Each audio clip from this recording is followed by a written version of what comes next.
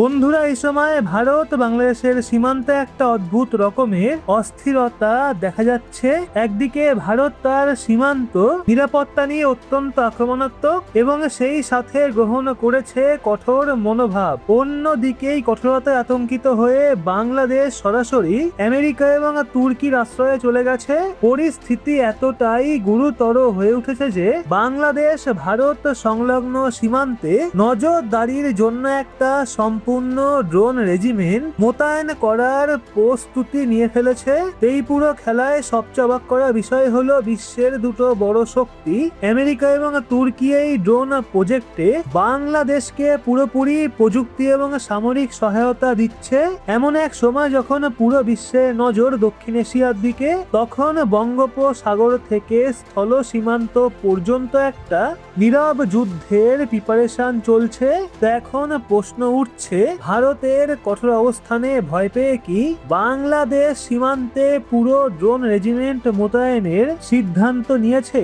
আর শেষ পর্যন্ত কেন আমেরিকা এবং তুর্কি হঠাৎ করে ভারতের বিরুদ্ধে গিয়ে বাংলাদেশকে এত বড় সামরিক সাহায্য দিচ্ছে, যা ঢাকা থেকে শুরু করে আমেরিকা এবং তুর্কি পর্যন্ত নিঃশব্দে প্রস্তুত করা হচ্ছে? প্রথমে এটা বোঝা জরুরি, এই ড্রোন রেজিমেন্ট আসলে কি। তো সহজ ভাষায় বললে এটা একটা বা দুটো সাধারণ ড্রোন ওড়ানোর বিষয় নয়। ড্রোন রেজিমেন্ট হলো সেনাবাহিনীর বিশেষ একটা ইউনিট, যার একমাত্র কাজ হলো মানববিহীন আধুনিক বিমান অর্থাৎ ইউএভি 24 ঘন্টা পরিচালনা করা। তো বাংলাদেশ যে রেজিমেন্ট তৈরি করছে তার মূল কাজ হলো রেকি করা, গোয়েন্দা তথ্য সংগ্রহ, লক্ষ্য নির্ধারণ এবং যোগাযোগ ব্যবস্থাকে নিয়ন্ত্রণ করা। তো সামরিক ভাষায় একে আইএসআর অর্থাৎ ইন্টেলিজেন্স সার্ভিলেন্স এন্ড রেকনোসেন্স বলা হয়। এই রেজিমেন্টকে বিশেষভাবে ভারতের সীমান্তে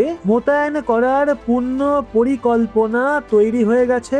ভারতের শক্তিশালী সেনা বাহিনী থাকা সত্ত্বেও এই ড্রোন রেজিমেন্টকে বড় হুমকি হিসেবে দেখা হচ্ছে, কারণ ভারত বাংলাদেশ সীমান্তের ভৌগোলিক অবস্থা অত্যন্ত জটিল। 4000 কিলোমিটারের বেশি দীর্ঘ এই সীমান্তে রয়েছে ঘন জঙ্গল, নদী, পাহাড় এবং সুন্দর বনের দুর্গম জলাভূমি। এসব এলাকায় 24 ঘন্টা মানুষের মাধ্যমে নজরদারি করা অত্যন্ত কঠিন। তো সেই সুযোগটাকেই কাজে লাগাতে চাইছে বাংলাদেশ। আকাশ থেকে নজরদারি চালিয়ে তো উচ্চ রেজলিউশনের ক্যামেরা যুক্ত ড্রোন আকাশে উড়লে মাটির ক্ষুদ্রতম মুভমেন্টও ধরা পড়ে যায়। তো এখন আসা যাক তুর্কির ভূমিকায়। বর্তমানে তুর্কি ড্রোন প্রযুক্তিতে বড় একটা শক্তি হয়ে উঠেছে। বিশ্ব জুড়ে তুর্কির ড্রোনের চাহিদা বাড়ছে। বাংলাদেশও নিজের সামরিক শক্তি বাড়াতে তুর্কিকে সঙ্গী করেছে। তুর্কি এখন বাংলাদেশের জন্য একটা উন্নত গ্রাউন্ড ডেটা টার্মিনাল তৈরি করছে, যা একটা হাইটেক কন্ট্রোল রুম, যেখানে ড্রোন থেকে আসা ছবি, ভিডিও এবং রেডার ডেটা সরাসরি পৌঁছে যায়। তো সম্প্রতি তুর্কির বিদেশমন্ত্রী ঢাকায় একটা গোপন সফর করেন এবং সেখানেই প্রতিরক্ষা সহযোগিতার ভিত স্থাপিত হয়। এতে স্পষ্ট যে তুর্কি দক্ষিণ এশিয়া নিজের প্রভাব বাড়াতে বাংলাদেশকে ব্যবহার করছে। কিন্তু এই গল্প শুধু আকাশেই সীমাবদ্ধ নয়, বরং সমুদ্রের নিচেও বড় খেলা চলছে, যেখানে প্রবেশ করেছে আমেরিকা। 31শে মে বাংলাদেশের বারগুনা উপকূলে একটা রহস্যময় যন্ত্র ভাসতে দেখা যায়। পরে গিয়ে জানতে পারা যায় এটা ছিল আমেরিকা নৌবাহিনীর একটা গোপন অটোনোমাস আন্ডার ওয়াটার গ্লাইডার, যা সমুদ্রের গভীরে তথ্য সংগ্রহ করে এবং সাবমেরিনের পথ খুঁজে বের করতে সাহায্য করে। তো বঙ্গোপসাগরের মতো সংবেদনশীল এলাকায় এই যন্ত্রের উপস্থিতি কোনো সাধারণ কাকতালীয় ঘটনা নয়, বড় কিছু পরিকল্পনা চলছে। এর পেছনে রয়েছে দুখানা গুরুত্বপূর্ণ প্রতিরক্ষা চুক্তি, এসিএসএ এবং জিএসএমআইএ। এসিএস এর ফলে আমেরিকার যুদ্ধ জাহাজ, বিমান ইত্যাদি সহজেই বাংলাদেশের চট্টগ্রাম এবং মাতারবাড়ি বন্দরে আসা যাওয়া করতে পারে। জিএসএমআই এর মাধ্যমে দুই দেশ গোপন সামরিক তথ্য, স্যাটেলাইট ডেটা আদান প্রদান করতে পারে। অন্য অন্যদিকে আমেরিকার সমুদ্র নজরদারি আর এই সব তথ্য রিয়াল টাইমে ভাগ করা হচ্ছে।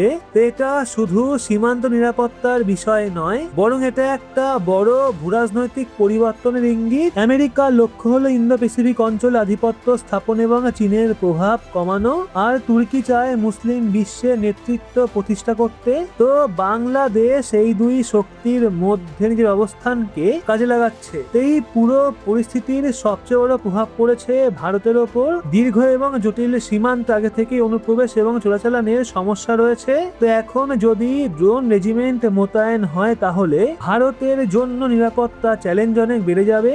তবে ভারত অবশ্য চুপ করে বসে নেই। ইতিমধ্যেই সীমান্তে অ্যান্টি ড্রোন সিস্টেম, আধুনিক র্যাডার এবং ইলেকট্রনিক ওয়ারফেয়ার প্রযুক্তি মোতায়েন করা হয়েছে। ভারতের এয়ার ডিফেন্স 24 ঘন্টা নজরদারি করছে। কোনো ড্রোন ভারতীয় আকাশসীমা লঙ্ঘন করলে সঙ্গে সঙ্গে ধ্বংস করে দেওয়া হবে। ভারত আন্তর্জাতিক স্তরেও এই বিষয় তুলে ধরেছে এবং নিজের প্রতিরক্ষা শক্তিকে আরো শক্তিশালী করছে। ভবিষ্যতে এই ড্রোনগুলো আক্রমণাত্মক অভিযানে ব্যবহার করা হতে পারে বলেও আশঙ্কা রয়েছে। এই পুরো সিচুয়েশন দেখলে বোঝা যায় এটা একটা বড় মাস্টার প্ল্যানের অংশ। বাংলাদেশকে সামনে রেখে বড় শক্তিগুলো এই অঞ্চলে প্রভাব বিস্তার করতে চাইছে। তবে ভারতেই চাল বুঝে গেছে। দেশের গোয়েন্দা সংস্থা এবং কৌশলবিদরা প্রতিটা পদক্ষেপ নজরে রাখছে। ভারত তার সীমান্ত রক্ষা করতে সম্পূর্ণ প্রস্তুত। স্যাটেলাইট নজরদারি থেকে শুরু করে সাইবার সিকিউরিটি পর্যন্ত সব ক্ষেত্রেই ভারতের নৌবাহিনী বঙ্গোপসাগরে টহল বাড়িয়েছে।